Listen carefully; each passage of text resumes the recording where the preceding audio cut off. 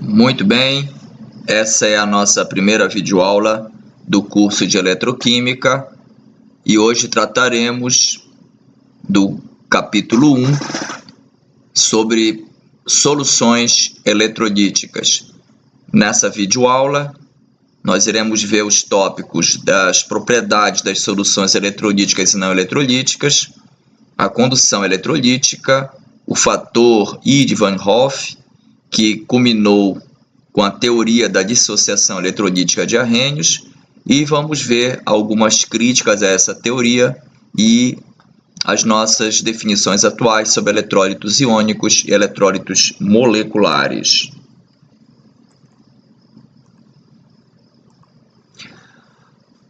Bom, as soluções nós podemos dividir em dois grandes grupos: soluções eletrolíticas e soluções não eletrolíticas. As diferenças nas suas propriedades são basicamente quanto à condução da corrente elétrica e também que as soluções eletrolíticas apresentam propriedades coligativas com valores bem mais elevados do que das soluções não eletrolíticas. Que propriedades coligativas são essas? O abaixamento do ponto de fusão, a elevação do ponto de ebulição, propriedades osmóticas e o abaixamento da pressão de vapor. Como exemplo de soluções eletrolíticas, nós temos os sais, como o cloreto de sódio, ácidos minerais, como ácido sulfúrico, bases fortes, como os hidróxidos de sódio, de cálcio, etc. Tá? Que nós vamos ver que a característica de todas essas soluções é que dissolvido, em um solvente adequado, por exemplo, na água, elas formam íons em solução, que vão dar exatamente essas propriedades aqui de condução de corrente e aumentar as propriedades coligativas em relação a uma solução não eletrolítica. As soluções não eletrolíticas são aquelas que você tem moléculas dissolvidas e não apresenta cargas na solução. É o caso de soluções de açúcar, de sacarose, de etanol, de acetona, que são soluções moleculares e não apresentam espécies carregadas na solução, por isso não tem essas propriedades. Aqui apenas como exemplo dessa variação das propriedades coligativas entre soluções eletrolíticas e não eletrolíticas, uma solução de sacarose 1 molar tem um abaixamento do ponto de fusão de 2,05 graus. Na mesma concentração, uma solução de cloreto de sódio teria um abaixamento do ponto de fusão da água, do solvente, de 3,35 graus. Então, essas propriedades, essas diferenças, já eram conhecidas no final do século XIX, porém não se tinha uma explicação clara do ponto de vista microscópico, da constituição das substâncias, de por que ocorriam essas diferenças. Antes de nós apresentarmos a teoria de Arrhenius, da dissociação eletrolítica, é bom vermos alguns termos relacionados às propriedades elétricas de condutores. A resistência elétrica é a razão entre o potencial e a corrente aplicado num condutor. O termo resistividade elétrica é um parâmetro que é proporcional à resistência e também ele liga propriedades geométricas do condutor à resistência. Então aqui nós temos o comprimento e a área da seção transversal do condutor. Então, considerando aqui um condutor cilíndrico, se tiver um comprimento L e uma área A, certo? Multiplicando a razão desses parâmetros geométricos pela sua resistividade, você terá a resistência. Então, a resistividade é um parâmetro intrínseco do material. O cobre tem uma resistividade, o ferro tem uma resistividade e assim por diante.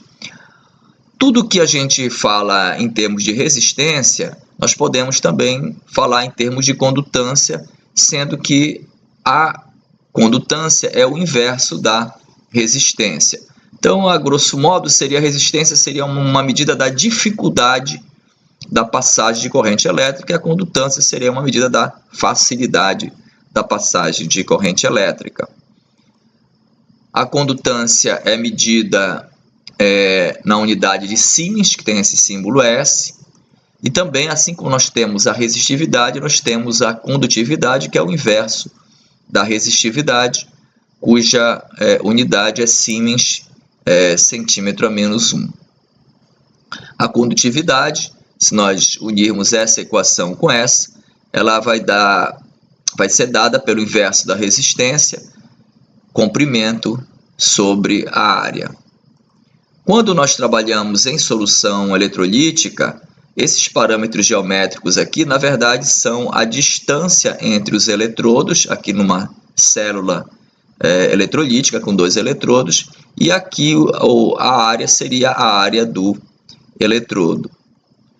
Outro termo também que a gente precisa trabalhar quando se tem condutância em solução é o termo de condutância equivalente, que nós vamos inclusive ver com mais detalhes no capítulo 3 sobre condutância.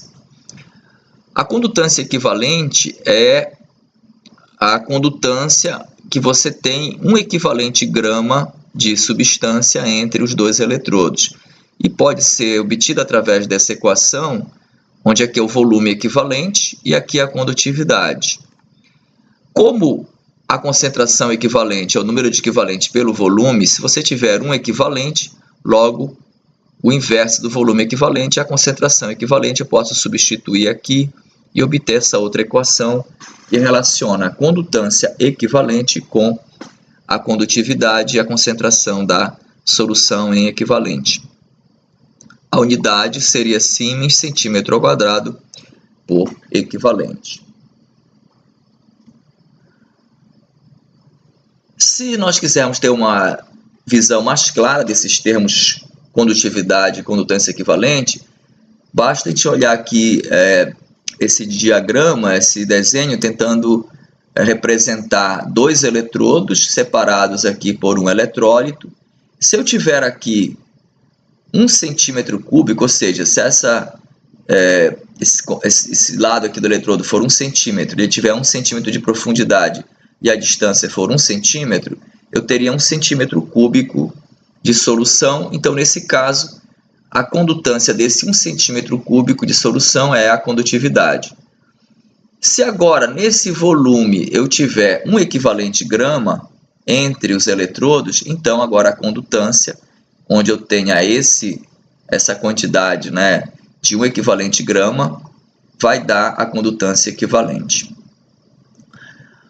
Quando nós plotamos a condutância equivalente em relação à raiz quadrada da concentração equivalente, nós obtemos 2 perfis gráficos para diferentes eletrólitos. Por exemplo, eletrólitos como o cloreto de potássio e outros sais, você tem essa relação praticamente linear.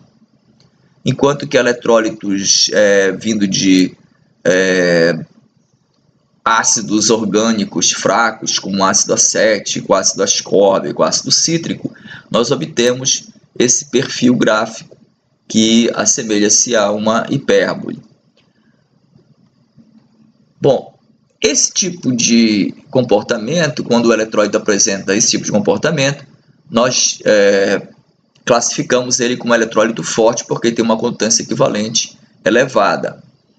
Quando ele apresenta esse tipo de comportamento aqui, ele é um eletrólito fraco, a condutância dele é relativamente bem mais baixa do que a do eletrólito forte.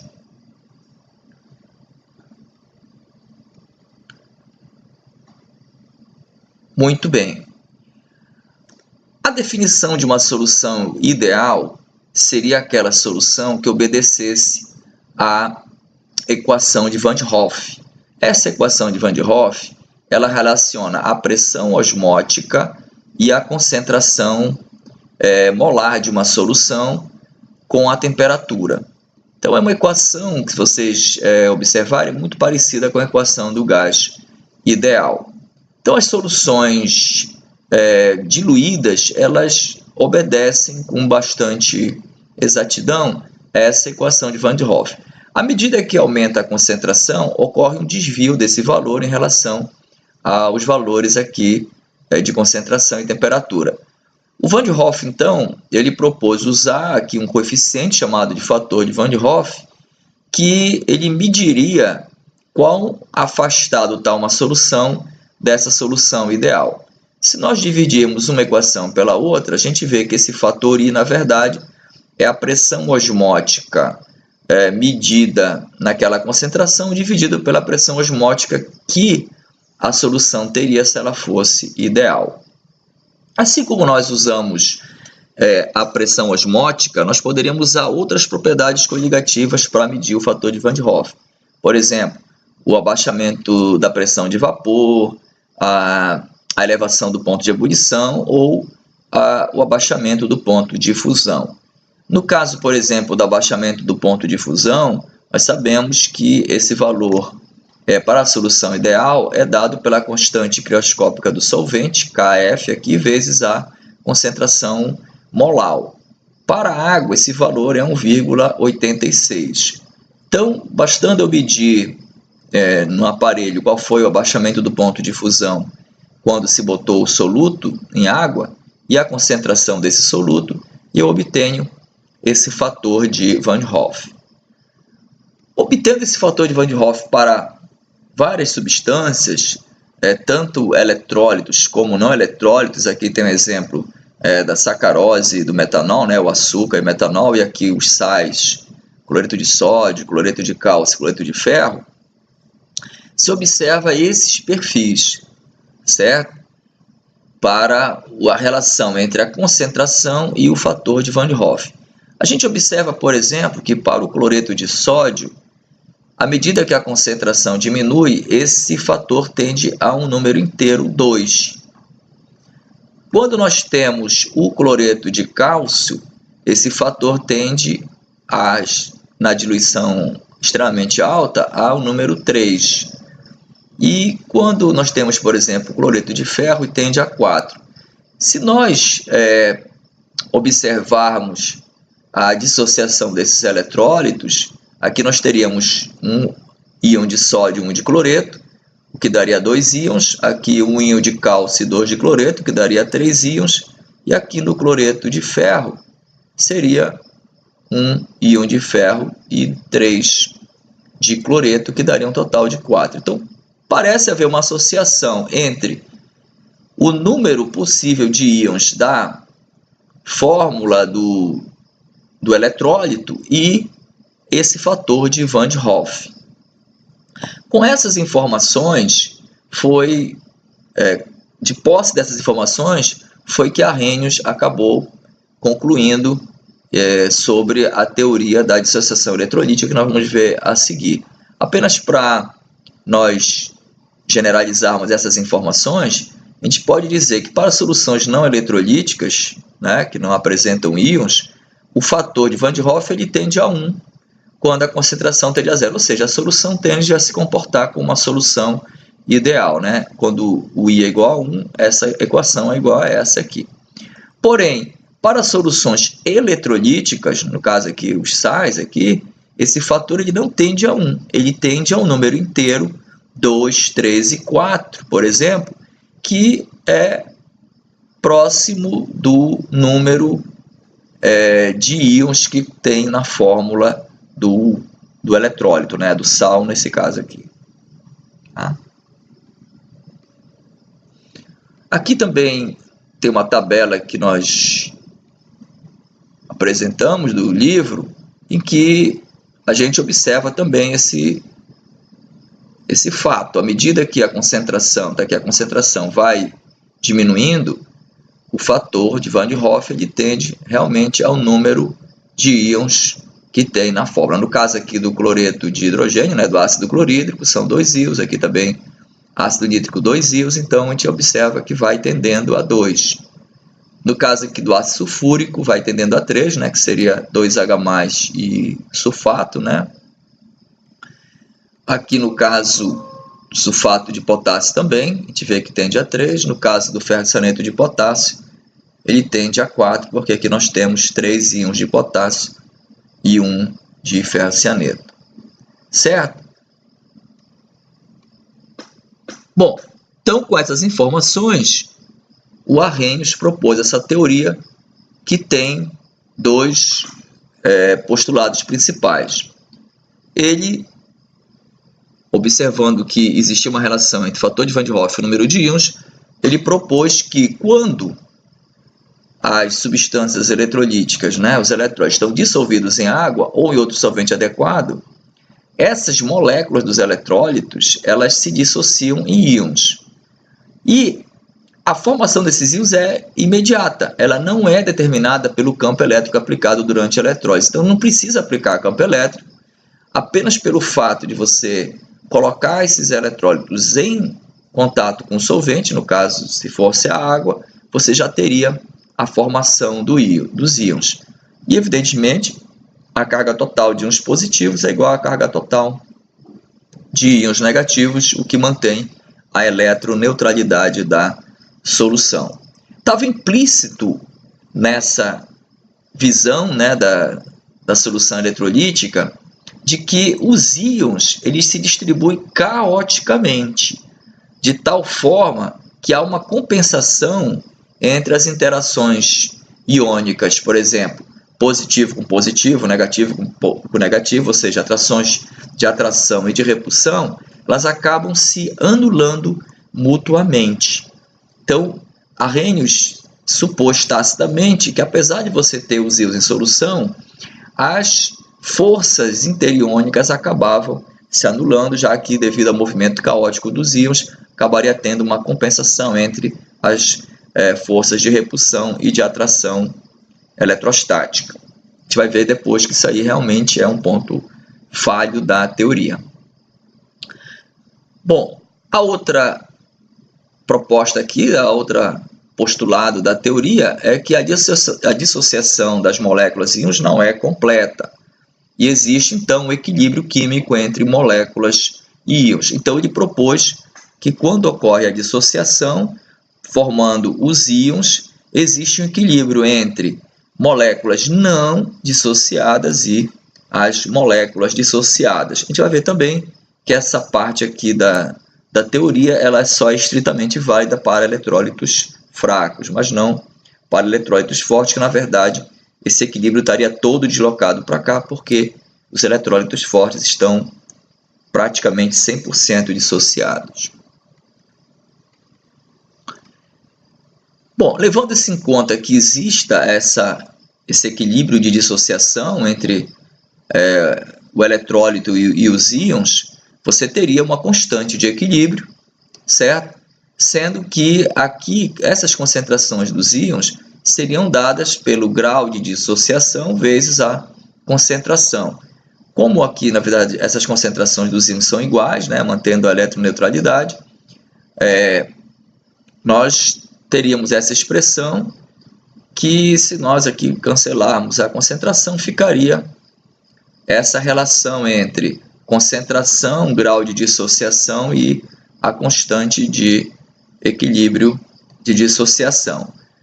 Isso permite mostrar a existência, já conhecida, de uma lei chamada Lei de Ostwald, que dizia que o grau de dissociação ele aumenta à medida que a concentração diminui. Então é possível observar que, para manter a constante de equilíbrio aqui constante, se a concentração diminuir, o alfa tem que aumentar, certo? Para que no final das contas você obtenha um valor constante para diversas concentrações. Muito bem. Bom, com esses postulados da teoria da dissociação, o Arrhenius conseguiu explicar aquelas propriedades que nós falamos logo no início dessa nossa videoaula. Por exemplo, a condutância das soluções eletrolíticas, ela é explicada pela existência dos íons. Os íons, nesse caso, são os transportadores de carga. Então, quando você aplicar um campo elétrico, pela existência dos íons, que eles se dissociaram em contato com o solvente, você teria então agora cargas que podem se movimentar na solução. Os íons positivos, por exemplo, eles se orientariam no sentido do eletrodo negativo e os íons negativos se orientariam no campo na direção do eletrodo positivo. Isso faria a movimentação de cargas, ou seja, a condução de corrente na solução. O outro ponto é que o aumento da condutância equivalente com a diluição é devido ao aumento do grau de dissociação. Então, aquela relação que era observada entre a condutância equivalente e a concentração, ele explicava como se fosse devida à variação do grau de dissociação. Então, sempre a gente observava naqueles gráficos, né, de condutância versus raiz da concentração, que à medida que a diluição aumentava, a condutância equivalente aumentava, né? Então, isso é devido à variação do grau de dissociação, já que existia o equilíbrio entre espécies não dissociadas e os íons na solução. Então, era possível obter então, esse grau de dissociação pela razão entre a condutância em uma certa concentração e a condutância equivalente limite, que é aquela condutância quando a concentração tende a zero. Outro ponto que era explicado era aquele valor das propriedades coligativas mais elevado. Aí, nesse caso, quando você tem uma solução de eletrólito, né, dissolvido, na verdade, você tem mais partículas do que inicialmente você tem antes da dissociação.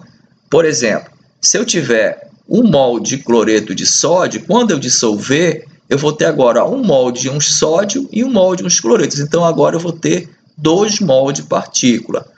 Como as propriedades coligativas dependem da quantidade de partículas na solução, isso explica por que as soluções eletrolíticas acabam apresentando valores mais elevados de propriedades coligativas, porque, na verdade, você tem, devido à dissociação, um número maior de partículas do que uma solução molecular que não teria essa dissociação.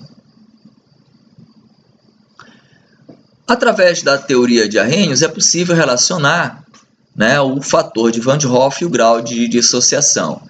Se nós observarmos aqui a definição do fator de Van 't Hoff, nós temos aqui o abaixamento do ponto de fusão para uma certa concentração e aquele abaixamento do ponto de fusão se a solução fosse ideal. No caso de uma solução real, esse abaixamento seria proporcional ao número total de partículas, tanto não dissociadas como dissociadas.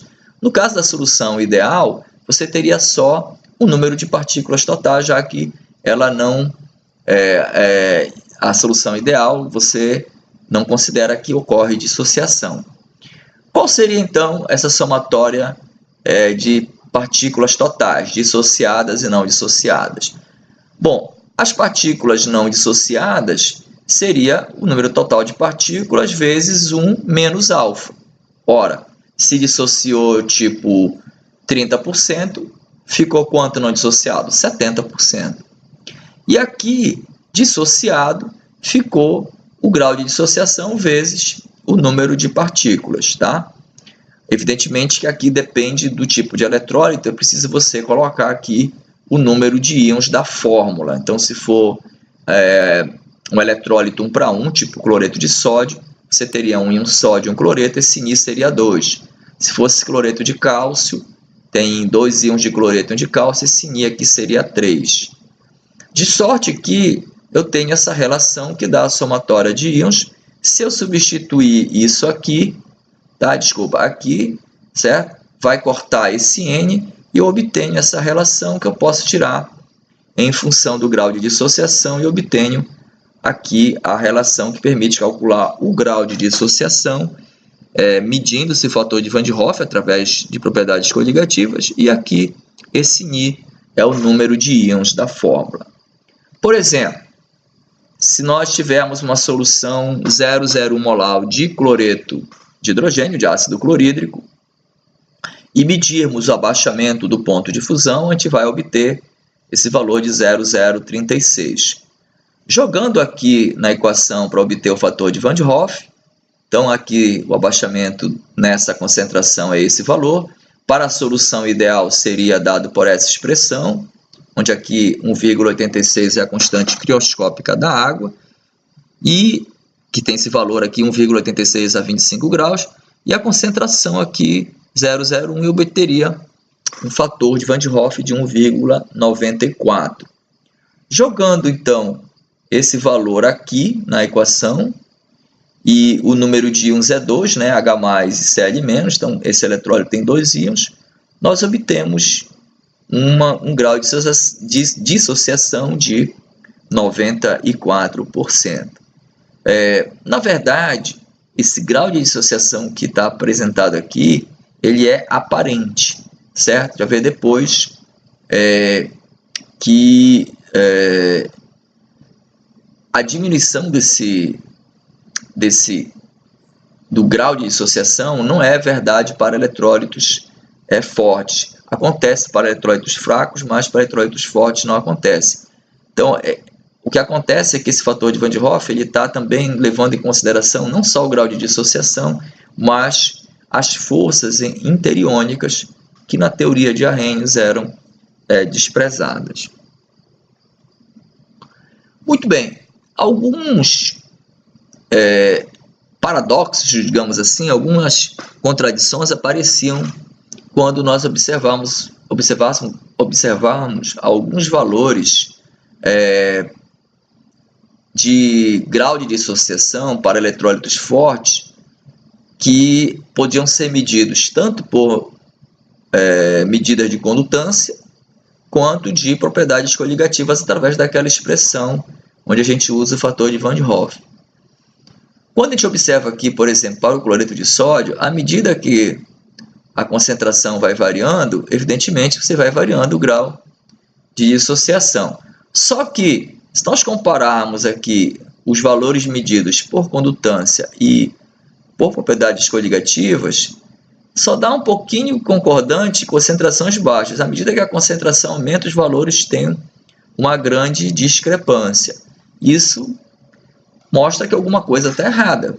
Você não pode alterar o valor de uma propriedade pela forma como você mede, certo? Era como se eu fosse medir, digamos, um comprimento, e se eu usar uma determinada metodologia, vai dar 2 metros. Se eu usar outra metodologia, vai dar 3 metros.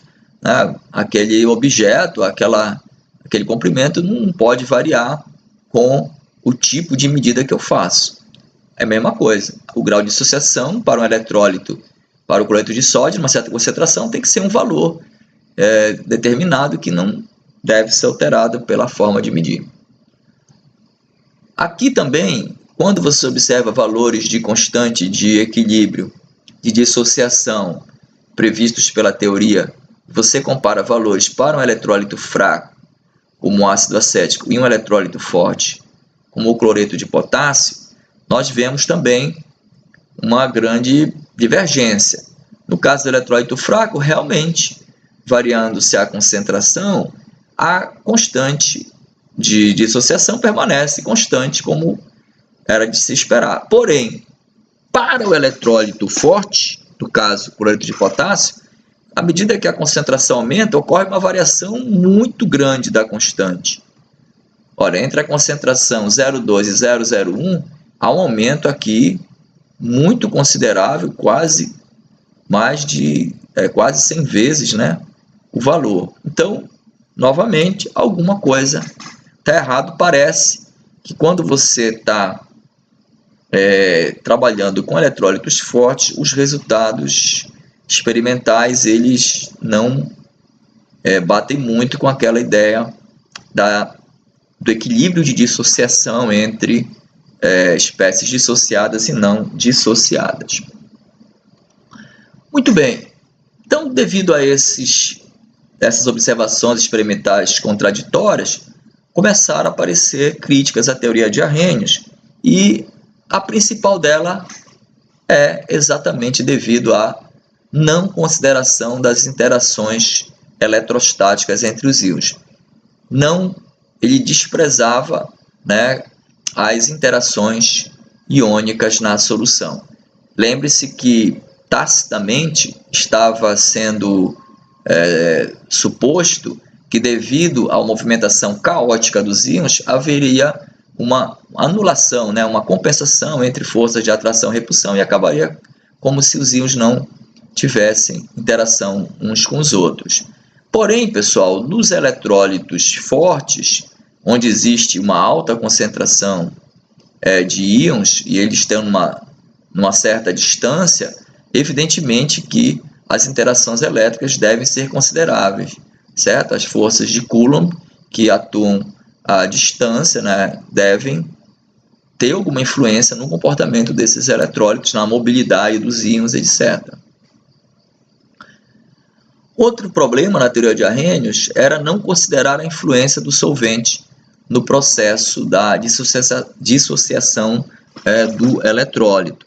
Então, na verdade, quando você coloca um sal em contato com solvente, no caso a água, só vai haver a dissociação se o solvente tiver uma polaridade, um momento de polar adequado para conseguir separar os íons do retículo cristalino. Se você tentar botar tipo cloreto de sódio num solvente apolar, tipo hexano, não vai haver a dissociação.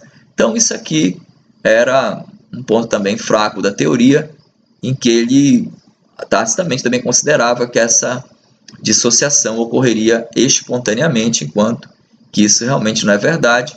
Há uma forte interação entre o solvente e o eletrólito para que ocorra a dissociação dos íons na solução.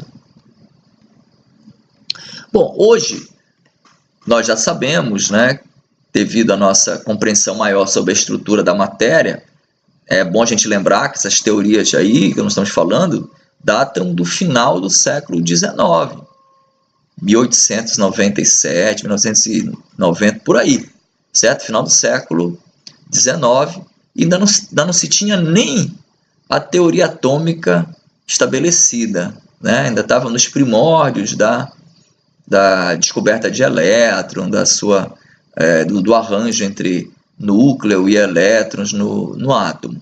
De qualquer maneira, eles já sabiam da existência de espécies carregadas em solução. Mas hoje nós sabemos que nós podemos dividir os eletrólitos em dois grandes grupos, eletrólitos iônicos e eletrólitos moleculares. Os eletrólitos iônicos são aqueles que já são constituídos por íons mesmo antes da dissolução. É o caso dos sais, né, que você sabe que eles se dispõem na forma de um retículo cristalino tridimensional. Os óxidos também, hidróxidos metálicos, aqui nós temos alguns exemplos, cloreto de sódio, sulfato de cobre, óxido de sódio, etc. Todas essas substâncias, na verdade, na fase sólida, eles são formados por íons que estão em algum tipo de arranjo cristalino, com cargas, evidentemente, positivas e negativas arranjadas aqui nesse retículo. Quando você coloca esse tipo de retículo em contato com solvente polar, como a água que está aqui representada, devido à polaridade, você consegue separar, né, os íons do retículo e também manter eles afastados pela hidratação ou solvatação desses íons. Então, em solução, na verdade, os íons eles não estão desnudos, eles não estão sozinhos, eles estão envoltos por moléculas do solvente, no caso aqui, moléculas de água. É importante te observar que existe uma relação entre a carga e o raio do íon e o seu grau de hidratação. Isso vai conferir propriedades, né, em solução que são diferentes das propriedades que os íons teriam se eles não tivessem hidratados. Se nós observarmos, por exemplo, essa sequência de íons lítio, sódio, potássio e césio, que se você se lembra aí da tabela periódica, aqui nós estamos descendo, né, nos períodos da tabela periódica. Evidentemente que esse césio, o íon de césio, ele é um íon bem maior que o de lítio, né? À medida que você vai aumentando aqui, o raio vai aumentando, ou seja, o raio vai diminuindo nesse sentido. Porém, à medida que o raio diminui, como esses íons têm a mesma carga, se eu pegar aqui, for diminuindo esse valor, que ele está no denominador, eu vou aumentando a relação carga-raio, certo? A carga é a mesma, o raio vai diminuindo, então esse valor vai aumentando. Quando eu aumento a relação carga-raio, é como se você tivesse maior potencial elétrico nesses íons. Com maior potencial elétrico, o íon é capaz de atrair mais dipolos de água. Então, à medida que a relação carga-raio aumenta, também aumenta a hidratação. Logo, o íon de lítio ele está mais hidratado que o íon de césio. E, evidentemente, essa hidratação vai se refletir nas propriedades. Por exemplo, o lítio vai ter uma mobilidade iônica menor que a do césio, porque ele está com uma esfera de hidratação maior do que o césio. Ok? Já os eletrólitos moleculares, eles são constituídos de moléculas. E como então aparecem os íons? Na verdade, os íons eles são formados por uma reação com o solvente. Então, o ácido acético, que é uma espécie molecular, em contato com a água ocorre uma protonação, uma transferência de prótons, e aí eu tenho o íon acetato e o íon hidrônio, né, o H3O+. Então, os eletrólitos moleculares, eles formam os íons durante a reação, né, entre a molécula do eletrólito e o solvente. Nesse caso, pode realmente existir um equilíbrio de ionização entre a espécie molecular, digamos, não dissolvida e os íons formados. Alguns eletrólitos moleculares, eles são fortes, ou seja, essa dissociação é completa, né? A gente chama isso de ionização, porque a dissociação é quando você tem íons pré-existentes que são separados. Aqui os íons eles são formados, então o melhor termo aqui nesse caso para esse tipo de reação é uma ionização. E aí esses eletrólitos como o ácido clorídrico, o ácido sulfúrico e tal, os ácidos fortes, né, minerais, a ionização é completa, então praticamente não existe esse equilíbrio.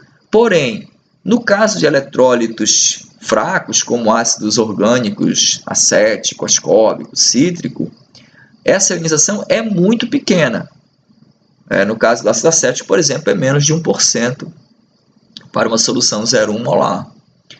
Certo? E, evidentemente, que como existe esse equilíbrio, vai haver uma relação entre a diluição e o grau de dissociação. Então, a ionização, à medida que a diluição aumenta, ela vai também aumentando, que é o comportamento dos eletrólitos fracos. Muito bem, esse é o fim desse nosso primeiro vídeo do capítulo 1. Até a nossa próxima vídeo aula.